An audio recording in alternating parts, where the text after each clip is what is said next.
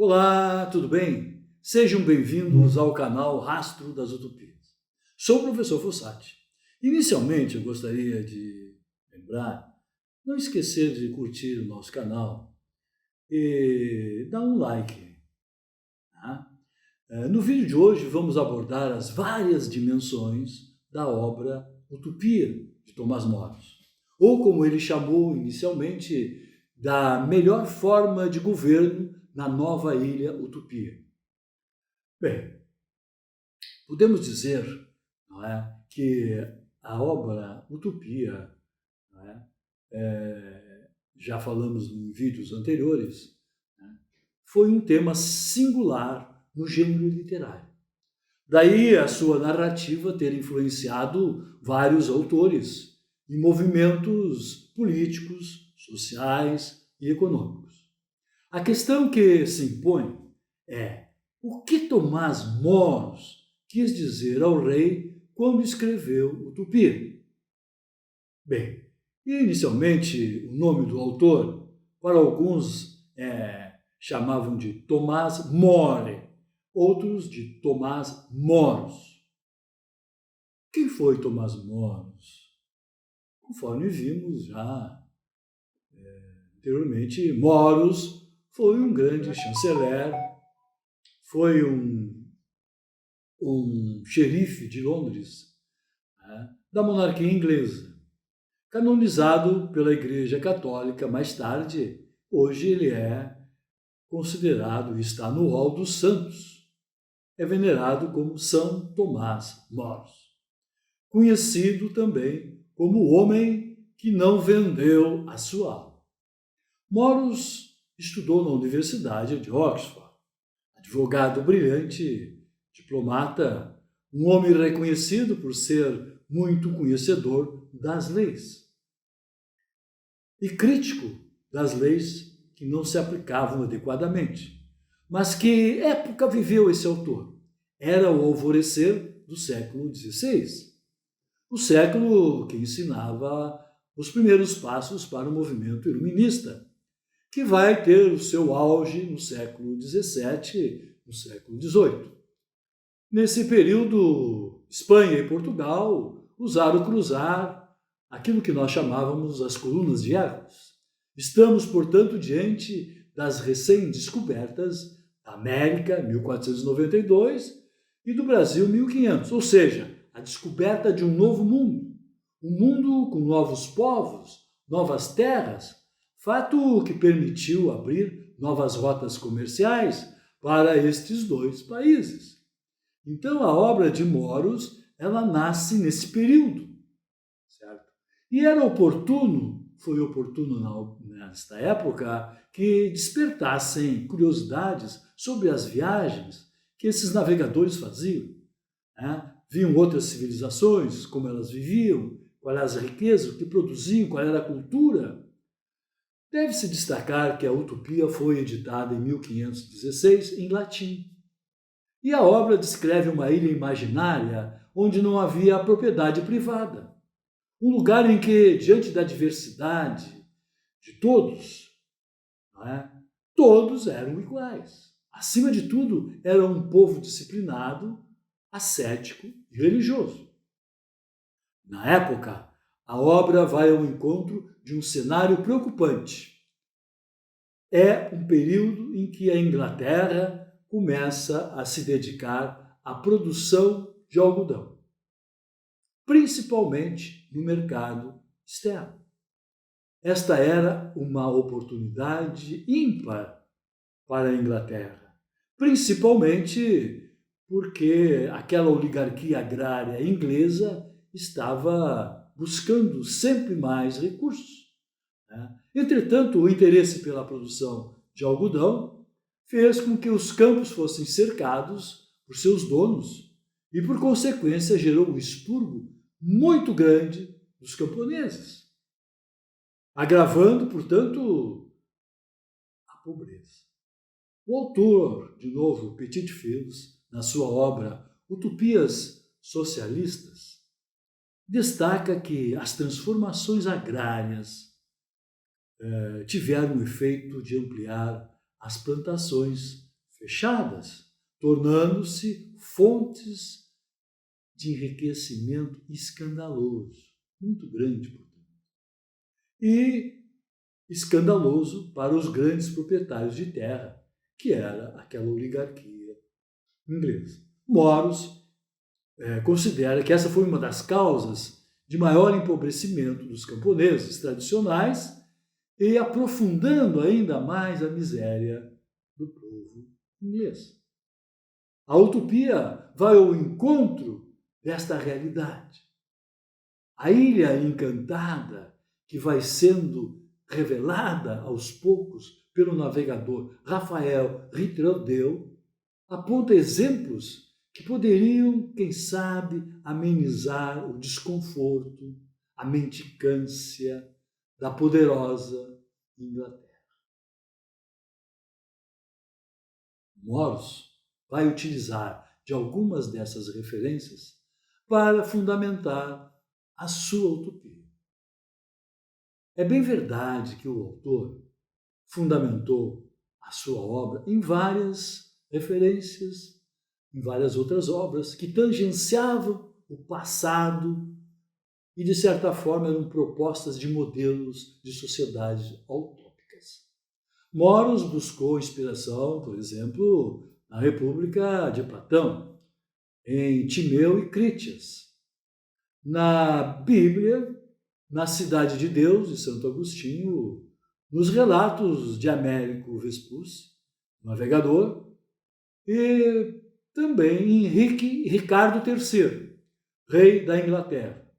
Esta foi uma história que Moros conhecia muito bem e que escreveu paralelamente com a narrativa da utopia. Cabe observar que também Shakespeare fez da vida de Ricardo III uma peça teatral que alcançou, na época e até nossos dias, alcança um grande sucesso.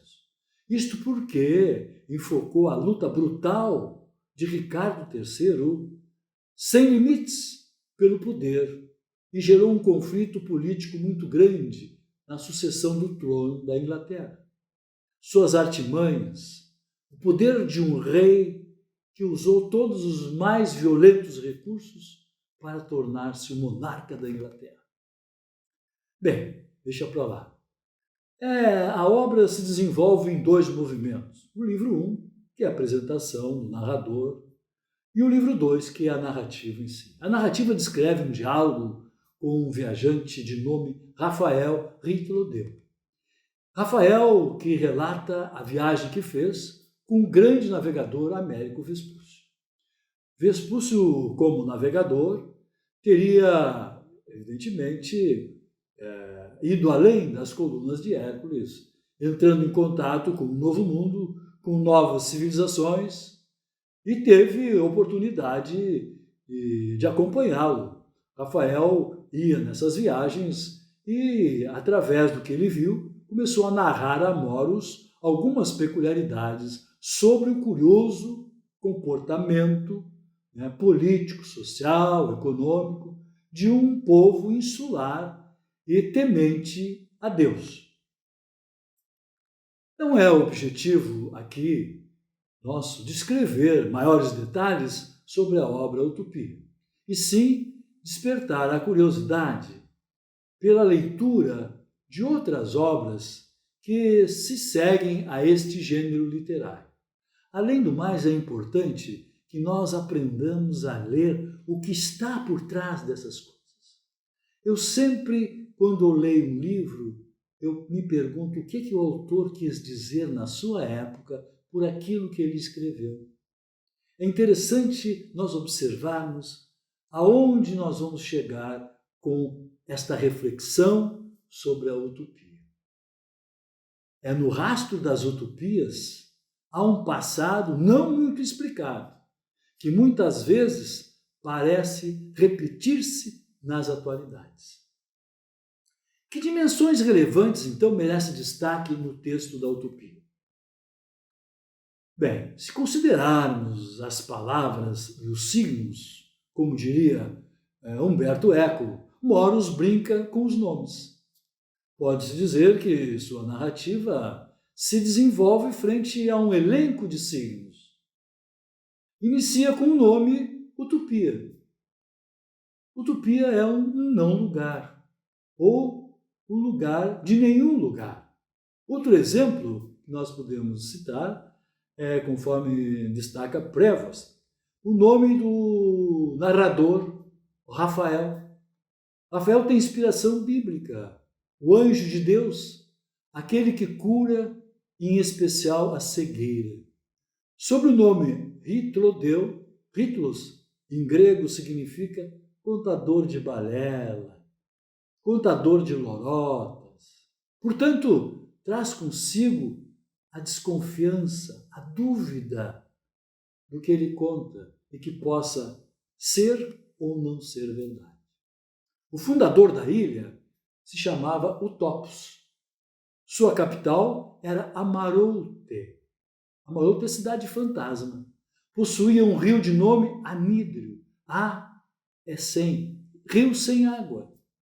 Como pode-se observar, os nomes atribuídos são polissêmicos, expressavam uma antítese do real. E quais as dimensões dos utopianos que merecem um destaque especial mesmo?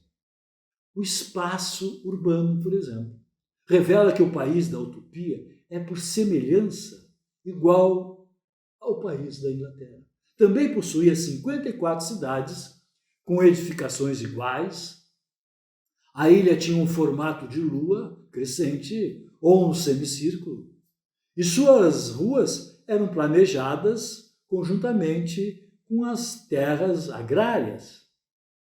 Com relação à produção agrícola, havia a seguinte leitura: todos os anos era feita uma rotação entre aqueles que trabalhavam no campo com os que trabalhavam na cidade.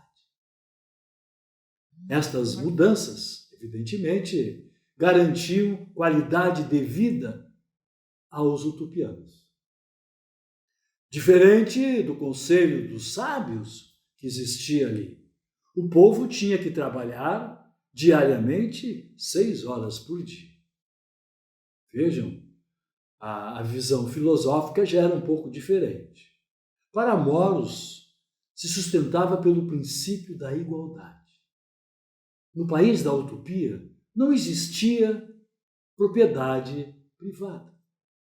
Com base nas necessidades de cada um, era realizada uma troca, era realizado um escambo, de forma que não fosse preciso pagar para a aquisição de bens.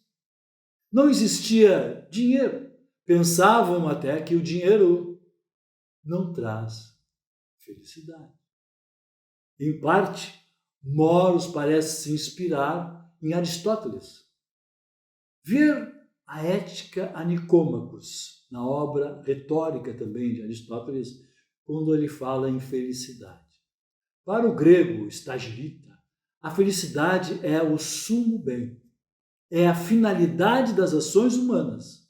Ou seja, para Aristóteles, toda ação humana tem como objetivo alcançar a felicidade. Havia, entretanto, um consenso entre eles de que a busca da felicidade utópica estava condicionado à entrega da sua liberdade. Da sua liberdade a quem? Ao soberano rei Utopos. Com relação à ideia de condição, lembra aqui o Leviatã, por exemplo, de Thomas Hobbes. O homem deve concordar com a renúncia de seus direitos, diria Thomas Hobbes, o jus naturae, e contentar-se com a mesma liberdade que permite aos demais, para a manutenção da paz e a sua própria defesa. Transfere, portanto, a razão do Estado para o Estado da razão. A dimensão religiosa, os utopianos eram profundamente religiosos. Sem dúvida, era um povo, além de ser ascético, estudioso, não eram comprometidos com luxo nem com bens materiais. Acreditavam na imortalidade da alma, e esta nascia não para trazer sofrimentos, mas para a felicidade. Muitos praticavam uma única religião, o que parecia mais racional, portanto, do que todas as outras. Os bens materiais deviam atender apenas o necessário. A ideia de proporcionar a todos os cidadãos o lazer, um tempo para aperfeiçoar sua alma e cultivar o seu espírito, era alguma coisa prevista já para todos os utopianos. De forma que seu espírito libertasse da matéria. Buscavam, portanto, viver uma vida disciplinada, coletiva, onde se entregavam a viver mais o espírito do que viver de bens materiais. A política social, com relação aos ateus, por exemplo, todos tinham liberdade de crença, mas não tinham acesso aos cargos públicos. O conselho avisava se alguém tomar a decisão de vagabundear fora da sua circunscrição e for pego sem salvo-conduto do magistrado supremo, deve ser severamente punido. E, caso se aventure a uma segunda vez, deveria ser condenado à escravidão. A ilha tem um rei, um monarca, que é eleito de forma vitalícia pelas famílias, portanto, e tinha um sistema democrático parlamentar. Entretanto, sua permanência, ou seja, a permanência do rei supremo vitalício, poderia ficar sujeita também a um possível afastamento se praticasse alguma tirania. Mediavam as decisões políticas 30 famílias que representavam cada uma das 54 cidades que tinham a missão de cuidar dos que trabalhavam e dos que não trabalhavam. Entretanto, a imposição de uma lei só poderia ser aprovada se houvesse a vontade do Conselho de Ministros, dos magistrados e os sábios que não trabalhavam, mas administravam o Estado utópico. Platão já pregava que os sábios, os filósofos, seriam os mais indicados para governar as cidades. E ele vai se valer na sua obra, A República, no livro terceiro, ele vai se valer de uma visão, digamos assim, sociológica na esfera mineral. Escreve Platão: foi adicionado à alma dos governantes, dos sábios, dos filósofos, ouro. Foi adicionado à alma dos guerreiros, a prata. E à alma dos artesãos, o cobre e o ferro. Veja com que propriedade Platão sugere isso na República, de forma que ele estratifica em 3 classes: a classe dos sábios, filósofos, a classe dos guerreiros e a classe dos artesãos. Bom, então, esta visão nos parece uma visão filosófica já muito antiga, no tempo de Platão, né? E esta visão, ela vai nos influenciar bastante.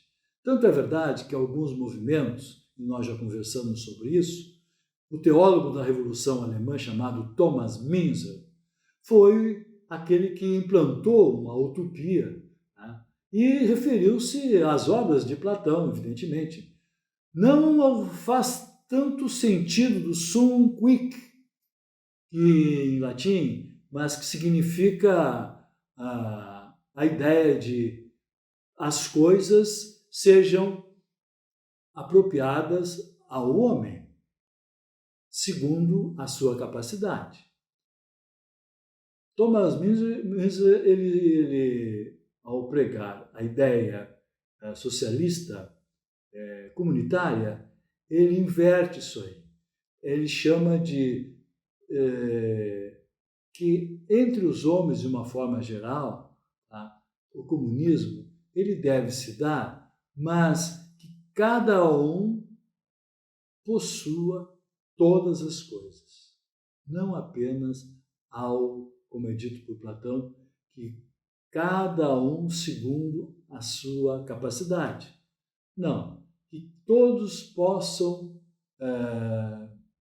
tirar, digamos assim, os recursos, né? E esses recursos que eles tiram são comuns a todos os utopianos.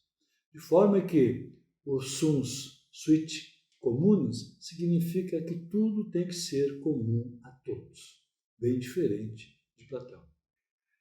Bem, então, em forma geral, essa ideia do comunismo, observa-se que a população da ilha Utopia estava em torno de 13 milhões de habitantes e ela seguia a ideia de Platão e não a de Thomas Miser. Não é? Isto é muito interessante porque a gente verifica que de Platão para este filósofo, para esse revolucionário Thomas Miser, ele vai mudar um pouco. Ele vai, em vez de ele estratificar, ele vai coletivizar, não é?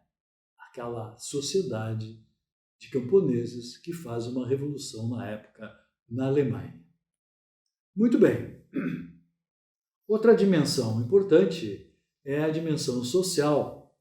Ali a família, para os utopianos, era a célula da sociedade, sendo esta não apenas uma elite, mas para todos os utopianos, aquela sociedade.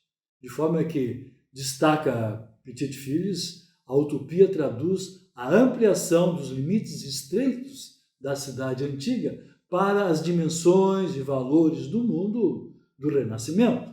Nesse sentido, a obra de Moros se inscreve no âmbito das utopias críticas, que anunciam uma visão do pré-socialismo e que buscava exorcizar a miséria e as injustiças da época.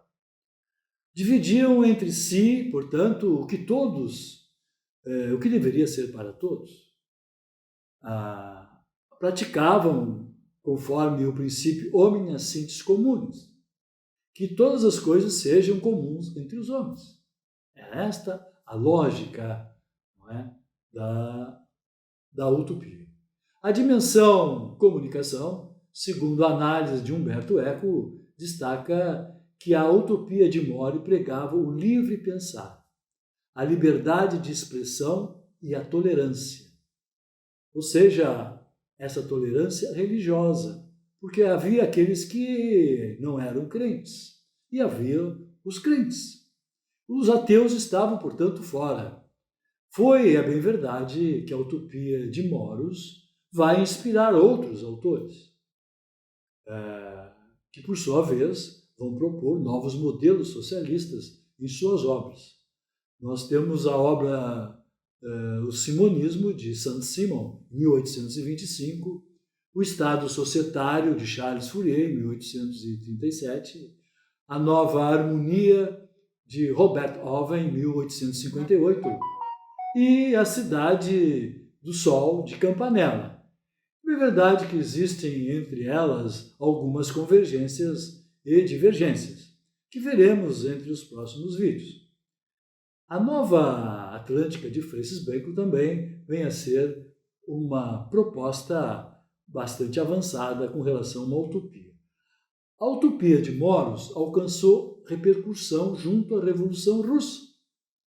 A Revolução Russa fez uma homenagem ao autor erigindo uma estátua pelas ideias socialistas apontada em sua obra Utopia. Portanto, é possível verificar quais as peculiaridades dessas obras que são comuns e as peculiaridades que divergem entre estas utopias. Que praticamente, com relação à Revolução Russa, um marco significativo onde estão as guidelines, as diretrizes, é o Manifesto Comunista. Ali realmente está bem explícito o que se deseja com a revolução do proletariado e o que significa essa grande virada científica, como eles chamavam, e não tanto literária, como eram as utopias anteriores, que dizem o que fazer, mas não apontam como fazer. O que está por trás, então, da utopia? Aqui vem a pergunta do nosso vídeo de hoje. O que está por trás da utopia? Não podemos pensar nem esquecer que Moros era um humanista. E entendido em leis que algumas eram desumanas. Nesse sentido, tem como pano de fundo a miséria e a pobreza da Inglaterra. A metáfora da utopia busca provocar o sistema oligárquico da monarquia. Havia um contraste marcante entre a aristocracia inglesa e a miséria de um povo oprimido, sem oportunidades de trabalho e de uma justiça nem sempre bem aplicada. A lei deveria ser igual para todos, estava escrito. E certamente, não é? A justiça estava ainda merecendo um olhar diferente. A justiça sempre caminhava do lado do mais forte. O que Tomás Moros quis dizer com a sua utopia? O seu rei, o que ele quis dizer ao seu rei, ao seu monarca? Nas questões, ele era um fiel ao seu rei, tinha uma lealdade ao seu rei. Estaria Moros pregando uma utopia socialista para a sua rica Inglaterra? Não creio. Para Moros, a utopia foi uma forma de revelar o cenário preocupante e assustador. O que lhe cabia era apontar o lado desumano das leis, principalmente aos menos favorecidos. E ele, então, alerta a Inglaterra que a monarquia está em perigo, que há uma possibilidade de uma grande convulsão social. Concluindo, a obra de utopia foi um gesto imperativo de Moros, uma provocação à monarquia. Ele não está sugerindo um novo Estado socialista, comunista, através da obra, do seu tratado da melhor forma de governo, a nova Ilha Utopia. Ele está alertando que a iminência de que ocorra este modelo na Inglaterra, este modelo, esse sistema utópico, que poderia acontecer se o povo desassistido revoltar-se contra o Estado monárquico. Bem, pessoal, no próximo vídeo vamos fazer uma reflexão, não é? Sobre a utopia e o Estado societário. Certo? Vamos trabalhar Santo Simão, 1825. Sou grato à sua audiência e participação. Não deixe de se inscrever no canal e compartilhar o nosso vídeo.